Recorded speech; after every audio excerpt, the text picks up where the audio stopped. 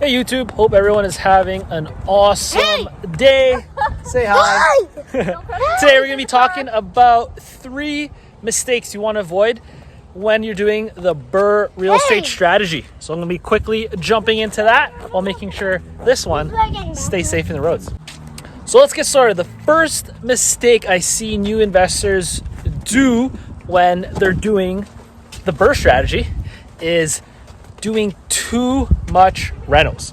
And what I mean with this is that they're trying to do everything. They're making it really nice, really awesome, but it's like the vision they have for their own home.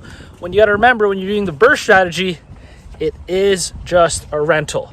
Yes, you want it to be still nice. Yes, you want it to be functional, but it is just a rental. So my little tip to avoid that is to focus on 1 to 4 of these main renos, which is going to be doing the kitchen, bath, flooring, and paints.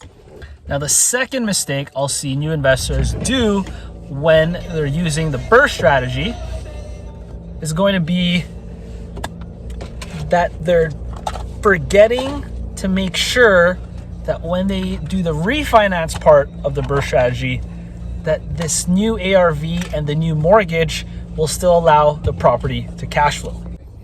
What this means is that you need to make sure that once you hit that ARV, that you run those numbers and run those projected after repair values to make sure that once you refinance, that the property will still cash flow. Yes, it could be awesome that you can pull all the money out, get all your renovation back, pay back all your investors and money partners with the new ARV once you get that refinance. However, if the property and the rents are not supported at that new ARV, then it might not make sense as a BRRRR. Now, the final and third mistake that I'll see new real estate investors do when they're using the BRRRR strategy is that they forget to put a CapEx or a repair fund, meaning that they're forgetting that there are those repairs that may happen as once you finish the BRRRR. Now it's just a regular buy and hold at that point. You need to budget in a repair fund for all those little repairs that might be necessary, such as maintenance. And you also will need to add in what's called CapEx or capital expenditures. Now you want to budget in and run your numbers to include a CapEx fund to make sure that once those big ticket repairs happen, such as a new furnace, such as new roofs, such as even like new air conditioning units, you want to make sure that all those expenses can still be covered and that you're putting money away for that. Now, that's a separate expense compared to a maintenance and repair fund.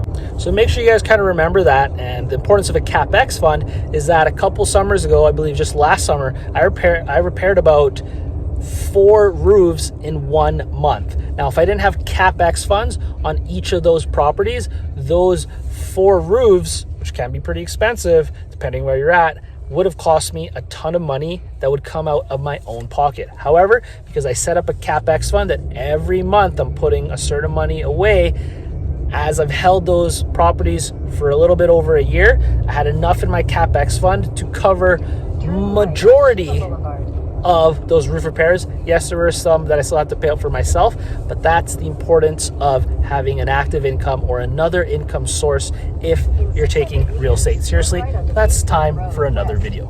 So just to recap, the 3 big main mistakes that I'll see new real estate investors do whenever using the BRRRR strategy is the first one is that they are forgetting that it's just going to be a rental, that they're overdoing the renos. The next one is that they need to make sure that you calculate if your property will actually cash flow after the renovations using your refinance and what those numbers will be essentially once you hit that after repair value given by the appraisal.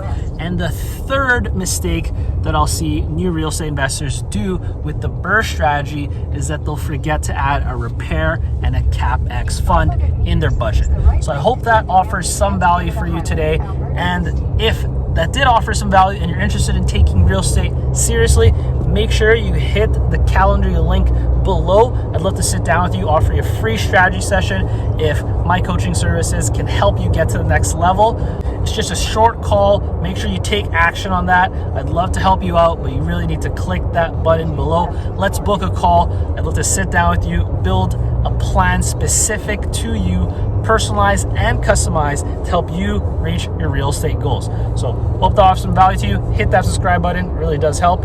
And it's Patrick J. Hilaire here, teacher, author, real estate investor, and coach. Have an awesome day. Take care.